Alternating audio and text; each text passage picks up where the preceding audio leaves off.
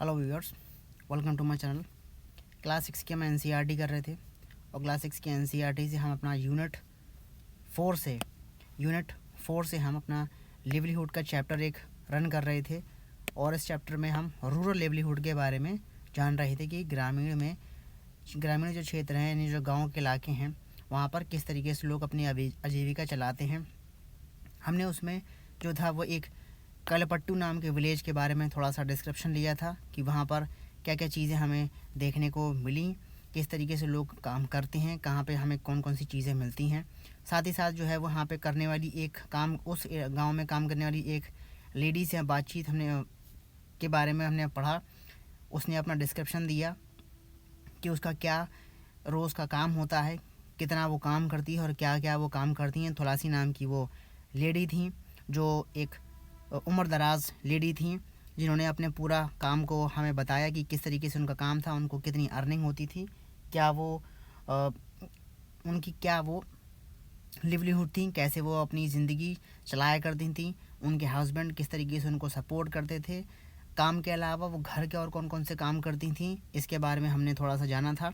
और आज हम जो है वो दूसरे व्यक्ति के बारे में पढ़ेंगे जिसका नाम है सीकर के बारे में हम जानेंगे कि भाई सीकर ने गांव में क्या ऑब्जर्वेशन देखी और उनको क्या क्या काम करने को मिलता है, क्या वो करते हैं। चलिए स्टार्ट करते हैं। टॉपिक स्टार्ट करने से पहले एक रिक्वेस्ट है, वीडियो को लाइक एंड शेयर ज़रूर कीजिएगा अगर आपको वीडियो पसंद आता है, वीडियो इन्फॉर्मेटिव लगता है तो। और अगर आप चैनल पर नए हैं तो चैनल को सब्सक्राइब करना मत भूलिएगा। चलिए स्टार्ट करते हैं। सीकर क्या कह रहे हैं, अपने कलपट्टू विलेज के बारे में क्या कह रहे हैं जानते हैं। We have to carry this paddy to our houses, यानी जो वो धान होते हैं उस धान को जो है वो गाँव तक कैरी करके ले जाते हैं, अपने घर तक वो कैरी करके ले जाते हैं।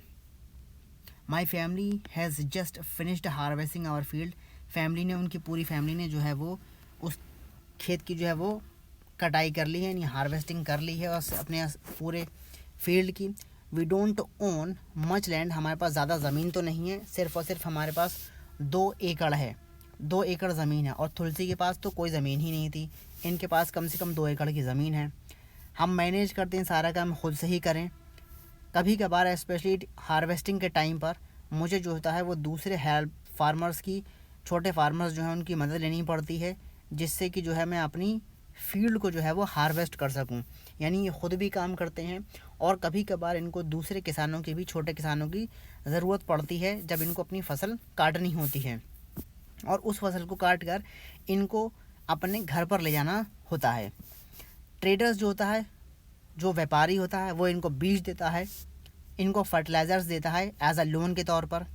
दे पे बैक हिज लोन, वो उसका लोन चुकाते हैं पैडी को बेच कर, to him at a somewhat lower price than what I would get in the market, यानी मार्केट में जो उनको उस पैडी की जो कीमत मिलेगी उससे कम दाम पर जो है ये उस मनी लेंडर को जो है वो सेल कर देते हैं कम दाम में। ठीक है, क्योंकि इन्होंने एज अ लोन के तौर पर इनको सीड दिए हैं, उस ट्रेडर ने उसे फर्टिलाइज़र्स प्रोवाइड कराए हैं सीकर को, तो उसके एवज़ में उसे सीकर को जो है वो कम दाम पर अपने पैडी को इनके हवाले बेचना पड़ता है। He has sent his agent to remind farmers who have taken loan that they will sell the paddy only to him, तो वो जो मनी लेंडर होता है वो अपने एजेंट को भेजता रहता है फार्मर्स को रिमाइंड कराने के लिए कि भाई तुमने मुझसे लोन लिया है और सिर्फ जो तुम्हारी जो पैडी है वो सिर्फ तुम मुझे ही बेचोगे, कहीं और किसी को ना बेच दें। ठीक है। I will probably get 60 bag of paddy from my field, मुझे जो है वो 60 बैग मिलते हैं, नहीं 60 कट्टे जो हैं वो मुझे मिलते हैं पैडी के मेरी फील्ड से। Some of this I will sell to settle the loan, इनमें से कुछ जो है मैं लोन को सेटल करने के लिए उस ट्रेडर को, यानी लेंडर को जो है वो दे देता हूँ। द रेस्ट जो होते हैं वो हम अपने घर पर रखते हैं अपने यूज़ के लिए। But what ever I have will last only 8 महीने, यानी जो भी मुझे मिलते हैं, सपोज 60 बैग मिल रहे हैं, 60 बैग उसके टोटल बनते हैं पैडी के, उस 60 में से सपोज़ मान के चलिए कि वो जो है वो 35 भी बेच देता है, तो 25 जो बैग मिलते हैं वो 25 बैग जो हैं वो उसके 8 महीने तक चलते हैं। नहीं, वो 25 बैग जो हैं वो सिर्फ 8 महीने ही जो है वो उनका राशन पानी का काम करते हैं। राशन का मतलब एक तरीके से उनके खाने पीने का वो साधन होते हैं सिर्फ 8 महीने के लिए। तो so I need to earn some money, तो मुझे और भी जो है वो पैसा कमाना पड़ता है। I work in Ramalingam's rice mill. अब रामलिंगम की खुद की ज़मीन भी है, रामलिंगम की एक राइस मिल भी है, और उस राइस मिल में सीकर को जो है वो काम करना होता है ताकि वो और पैसा अर्न कर सके, क्योंकि उसको पैडी तो मिल जाती है, उसका 8 महीने का तो हो जाता है, लेकिन पैसा भी ज़रूरी है। तो वो वहाँ पर रामलिंगम की राइस मिल में काम करता है। Here I help him collect paddy from other farmers in the neighbouring village. पड़ोस के गाँव से जो कुछ फार्मर्स होते हैं उनसे वो जो है वो पैडी कलेक्ट करता है और उसको वो रामलिंगम के राइस मिल में रख देता है। वी ऑल्सो हैव हाइब्रिड काव, उसके पास हाइब्रिड काव भी है जिसका मिल्क जो है वो लोकल मिल्क कोऑपरेटिव में बेच देता है। We sell the local milk cooperative को बेच देता है, जो लोकल मिल्क कोऑपरेटिव है ना उनको वो दूध बेचता है, उसके पास हाइब्रिड काव भी है। This way we get extra little money for everyday need. हमारी रोज़ की घरेलू ज़रूरतों को पूर्ति के लिए जो है वो तो जो उसके पास काव है, हाइब्रिड काव है, उसका दूध निकाल कर जो है वो करीब के जो गांव हैं वहाँ पर वो करीब के जो गांव में जो एक लोकल मिल्क कोऑपरेटिव है वहाँ पे वो सेल कर देता है। इससे जो है वो उसको कुछ एक्स्ट्रा मनी या एक्स्ट्रा इनकम जो होती है वो उसको मिल जाती है।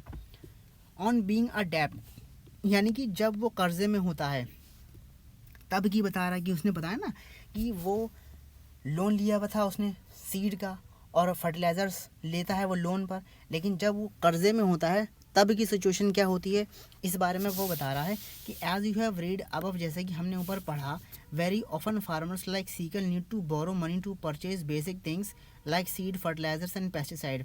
बहुत ही ये अक्सर फार्मर्स जैसे कि सीकर नाम का जो फार्मर है उसके जैसे ही जो होते हैं वो लोग जो है बोरो करते हैं, मनी पैसा लेते हैं परचेज करने के लिए बेसिक थिंग्स, यानी कि सीड फर्टिलाइज़र्स और पेस्टिसाइड्स को परचेज करने के लिए जो है वो लोन लेते हैं। सीकर के जैसे ही और भी लोग हैं, ठीक है। Often they borrow this money from money lenders, money lenders से जो है वो ये पैसा लेते हैं, यानी कि जो एक तरीके से कहते हैं ना कि लेनदार गांव में जो होते हैं जो पैसा देते हैं, नाम मुझे एग्जैक्टली याद नहीं आ रहा मनी लैंडर का, हिंदी में क्या कहते हैं उसे। If the seeds are not of good quality, अगर सीड्स गुड क्वालिटी के नहीं हैं और पेस्ट जो है वो अटैक कर देते हैं उनकी क्रॉप पर, तो एक बहुत ही मेजर फेलियर है भाई, क्योंकि बीज वो दे तो रहा है लेकिन अच्छी क्वालिटी के हैं, कैसे हैं क्या नहीं है वो मसला नहीं है उसका। भाई लेनदार तो उधार में दे देगा, अब उसको तो पैसा चाहिए, वो कहीं से भी दे। अब सीड अगर अच्छी क्वालिटी के नहीं निकले, फसल अच्छी नहीं निकली, तो फसल जब अच्छी नहीं निकलेगी तो वो बेच नहीं पाएगा तो भैया उसको जो लोन चुकाना है वो लोन नहीं चुका पाएगा, तो वो एक अलग ख़तरे की बात है। The crop can also be ruined, कभी कभार मौसम की वजह से जो होती है या बरसात नहीं होती, एक अच्छी बरसात अगर नहीं होती तो क्रॉप्स भी जो है वो ख़राब हो जाती हैं। जब ऐसा कुछ सिचुएशन आती है हम जो है वो पे नहीं कर पाते हैं अपने लोन्स को, and for the family to survive they may even have to borrow more money, और फैमिली के सर्वाइवल के लिए जो है वो उसे और लोन लेना पड़ता है, यानी पहले से है ही उसका लोन, जब मौसम की मार पड़ी तो उसको उसमें लोन चुकाने के लिए उसको अपने सर्वाइवल के लिए जो है वो और लोन लेना पड़ेगा। तो सून लोन बिकम सो लार्ज, तो वो लोन जो है वो इतना लार्ज हो जाता है, no matter what they earn, कि वो उनको अर्निंग उतनी नहीं हो रही जितना उनको रीपे करना है, यानी कर्जा इतना भारी है कि उनके पास जो अर्निंग हो रही है उससे वो अपना कर्ज ही नहीं चुका पाएंगे। This is when we can say they are caught in डेप्थ, तब ऐसी सिचुएशन हो जाती है कि वो बिल्कुल ही कर्ज में डूब जाते हैं, कर्ज की एक बहुत ही भारी एक तरीके से उनकी कमर तोड़ देती है, उन पर मार पड़ती है। In recent years this has become a major cause of distress among farmers, और यही जो है कुछ सालों में ऐसा बहुत सी सिचुएशन, ऐसी बहुत सी परेशानियाँ आपको देखने को मिलेगी जिसमें फार्मर्स जो हैं वो काफ़ी डिस्ट्रेस में रहते हैं। कुछ एरियाज़ में this has also resulted in many farmers committing suicide, और इसकी वजह से ऐसा भी होता है कि फार्मर्स जो होते हैं वो कभी कभार सुसाइड कर लेते हैं और अपनी ज़िंदगी ख़त्म कर लेते हैं, ये भी नहीं सोचते कि सर्वाइवल कैसे होगा उनकी फैमिली का उनके बाद, ठीक है। लेकिन फिर भी ट्रांसप्लांटेड पैडी क्रॉप्स, ये आप इमेज में देख रहे हैं, ट्रांसप्लांटेड पैडी क्रॉप्स है जो कि रामलिंगम के 20 एकड़ की ज़मीन में लगी हुई है। The result of hard labour का रिजल्ट है एग्रीकल्चर वर्कर्स लाइक थुलासी और बाकी लोग जो उसकी रामलिंगम की ज़मीन पर काम करते हैं उनकी ही ये मेहनत है। ये इतनी हरी भरी ज़मीन नज़र आ रही है आपको पैडी की। सवाल निकल कर आते हैं फिर से जो अब तक हमने सीकर के बारे में जाना है इनको आप पढ़िएगा। रामलिंगम और करूथम्मा, रामलिंगम और करूथम्मा के बाद कर लेते हैं। रामलिंगम कौन था और करूथम्मा? रामलिंगम जो थे वो लैंड ओनर था और उसकी वाइफ का नाम था करूथम्मा जो सुपरवाइज करती थी थुलासी के वर्क को। ठीक है, याद होगा आपको, पार्ट 1 में मैंने बताया था वीडियो, इस वीडियो के इसी चैप्टर के पार्ट 1 के वीडियो में, आप उसे ज़रूर देखिएगा। In addition to the land के साथ साथ रामलिंगम के पास एक अपनी राइस मिल में है जिसमें सीकर काम करता है और एक शॉप भी है जिसमें जो है वो बीज यानी कि सेल करता है, बीज, पेस्टिसाइड्स और एक्सेट्रा बाकी सारी चीज़ें। फॉर द राइस मिल के लिए they use some of their own money, कुछ जो है वो अपनी जेब से पैसा लगाता है और कुछ जो है वो गवर्नमेंट बैंक से जो है वो बोरो कर लेता है और वो पैडी ख़रीदता है from with in the village, गाँव से ही वो पैडी ख़रीदता है एंड फ्रॉम सराउंडिंग विलेज से जो है वो पैडी ख़रीद लेता है। The rice that is produced in the mill is sold to traders in the nearby town. यानी देखो होता क्या है, रामलिंगम की जो राइस मिल है वहाँ पर आते हैं किसान आते हैं अपनी पैडी क्रॉप्स को लेकर, उन पैडी क्रॉप्स को लेता है और उनको कुछ वो पैसा दे देता है। अब जो वहाँ से जो चावल निकल कर आते हैं उस राइस को पैडी तो बेसिकली धान होता है, धान के साथ पूरा एक चावल निकलता है। ठीक है, फिर मशीन राइस मिल में उन धानों को अलग करा जाता है और चावल निकाले जाते हैं। तो चावल जो निकलते हैं उन चावलों को जो है वो नियर बाय टाउन के ट्रेडर्स में बेच देते हैं, जो दुकानों पे चावल बिकते हैं ना उनको वो बेच देते हैं। तब उससे जो होते हैं उनको एक सब्सटेंशियल इनकम अर्न होती है, किसको? रामलिंगम को और करूथम्मा को। ठीक है, तो ये उसका एक प्रोसेस है उसकी राइस मिल में कैसे काम होता है। अब यहाँ पर एक बॉक्स में कुछ बात दे रखी है कि रीड अगेन सीकर और तुलसी को हम दोबारा पढ़ें, उनके अकाउंट को उन्होंने जो भी डिस्क्रिप्शन दे रखा है, जो भी बताया उसके बारे में हम दोबारा पढ़ें। What do you say about Ramalingam के बारे में, वो क्या कहते हैं? एक लार्ज फार्मर, जो कि एक लार्ज फार्मर है। Together with what you have read fill in the details below. How much land does he have, उसके पास कितनी लैंड है? इसका आंसर था 20 एकड़, 20 एकड़ उसके पास ज़मीन है। What does Ramalingam do with the paddy grown on his land? जो उसकी ज़मीन पर जो पैडी ग्रो होती है उसका क्या करता है भाई? उसको वो अपनी राइस मिल में ले जाता है और राइस मिल से जो है वहाँ से राइस निकाल लेता है, धान को अलग कर देता है, जो भूसा बन जाता है उसको अलग कर लेता है और चावल को अलग कर लेता है और उस चावल को जो है वो लोकल ट्रेडर्स को गाँव के ही बेच देता है, नियर बाय टाउन के जो भी हों उनको वो बेच देता है। तो ये उसका काम होता है। Apart from farming how else does he work, बाकी वो किस तरीके से काम करता है फार्मिंग के अलावा? भाई फार्मिंग के अलावा उसकी राइस मिल है, जिसके बताया राइस मिल है उसमें वो काम करता है। उसके अलावा उसके पास दुकानें हैं जहाँ पर बीज बिकते हैं, जहाँ पर पेस्टिसाइड्स मिलते हैं, वो उसकी अपनी ख़ुद की एक दुकान है, तो वो यहाँ से भी कुछ ना कुछ अर्निंग करता है। ठीक है, आगे पढ़ते हैं भैया क्या कहानी है। एग्रीकल्चर लेबर और फार्मर्स जो हैं इंडिया, देखो हमने 2 कहानियाँ पढ़ ली। तुलसी ने जो बताया कि उसका क्या काम होता है, कैसे वो करती है लेवलीहुड अपना, कैसे वो अर्न करती है, इसके बारे में हमने पढ़ लिया। दूसरी चीज़ हमने सीकर के बारे में जान लिया, जो कि रामलिंगम से ही कुछ हद तक वो डायरेक्टली उसका कुछ एक जुड़ाव है, एक लिंक है उसका। तो इससे हमें है कुछ एग्रीकल्चर और फार्मर्स के बारे में हमें पता चल जाता है कि भाई कैसी कंडीशंस हमें नज़र आती है एग्रीकल्चर में फार्मर्स की, उसके बारे में हमें एक आइडिया हो जाता है। ठीक है, तो कहते हैं कलपट्टू विलेज में there are agriculture labours like Tulsi और many small farmers and like Sekar a few big farmers like Ramalingam. तो 3 लोगों का हमें नाम यहाँ पता चलता है, एक तुलसी, दूसरा सीकर जो कि स्मॉल फार्मर्स हैं, दोनों के दोनों एग्रीकल्चर, तुलसी एग्रीकल्चर लेबर है, सीकर जो है वो एक स्मॉल फार्मर है और रामलिंगम जो है वो एक बिग फार्मर है। ये हमें नाम पता चले तीनों।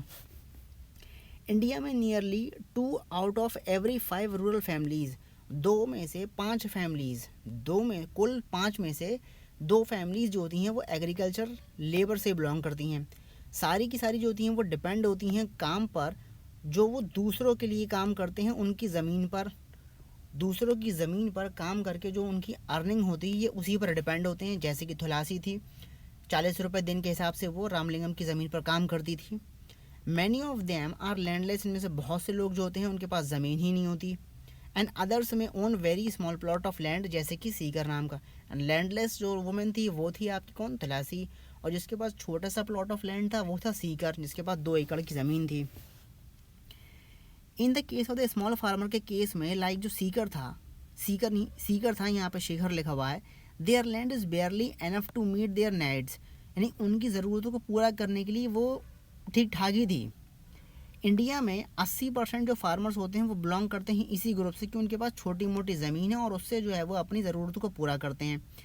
20% जो इंडियन फार्मर्स हैं वो रामलिंगम टाइप के हैं, कि उनके पास 20 एकड़ की ज़मीन है, अपनी राइस मिल है, उनके पास फर्टिलाइज़र्स और सीड की शॉप्स हैं। ऐसे 20% लोग हैं इंडिया में, इंडियन फार्मर्स हैं।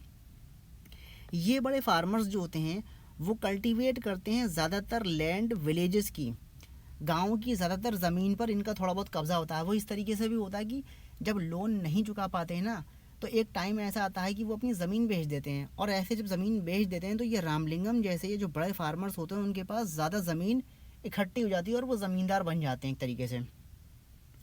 एक large part of their produce जो होता है वो अपने मार्केट में बेच देते हैं भाई। अब ज़मीन होगी, ज़मीन पर काम करेंगे और उस पर जो फसल उगेगी उस फसल को वो अपने पास रखते हैं और उसको फिर वो जो है मार्केट में सोल्ड आउट कर देते हैं। उससे उनको इनकम मिल जाती है, उससे उनको पैसा मिलता है बड़े फार्मर्स को।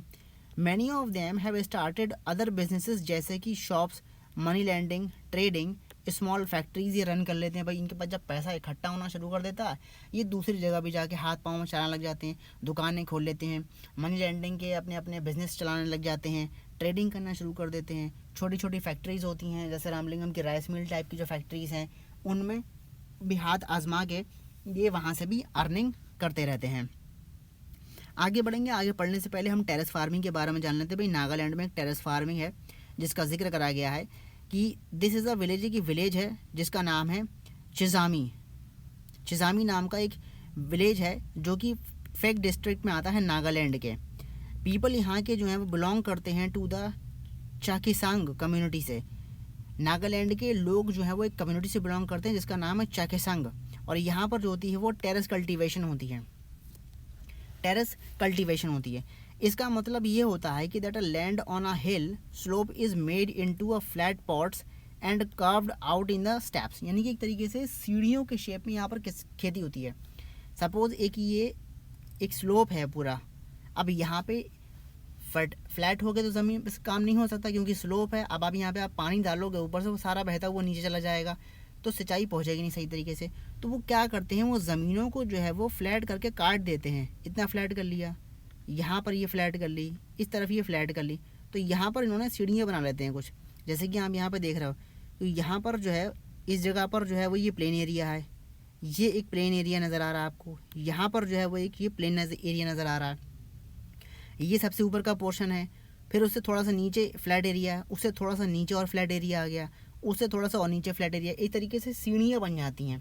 तो वो एक स्टेप्स के तरीके से जो है वो अपने उस ज़मीन को, प्लॉट को काट देते हैं, फैला लेते हैं ताकि आसानी से उस पर कल्टीवेशन हो सके।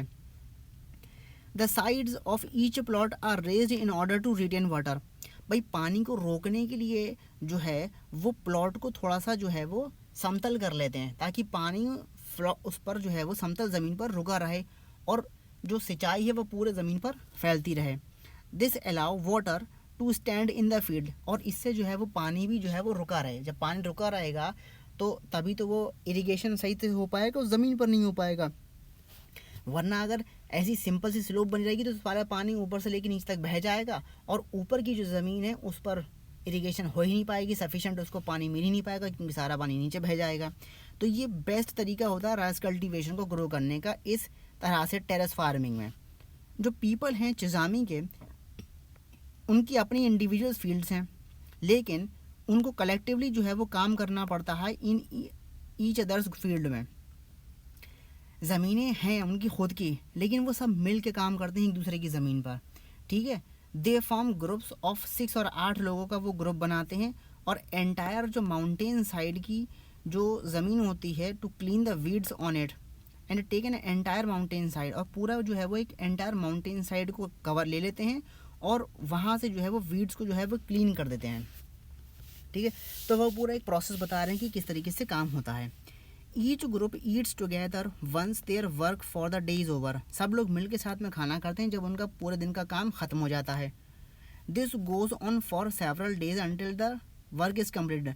और वो ऐसा चलता रहता है जब तक कि सारा काम ख़त्म ना हो जाए, यानी कि पूरी तरीके से हार्वेस्ट ना हो जाए क्रॉप। सब मिलके एक दूसरे के साथ काम करते हैं, एक दूसरे के साथ बैठ के खाना खाते हैं, और सब जो है वो मिलके एक दूसरे की ज़मीन पर जो है वो काम करते हैं।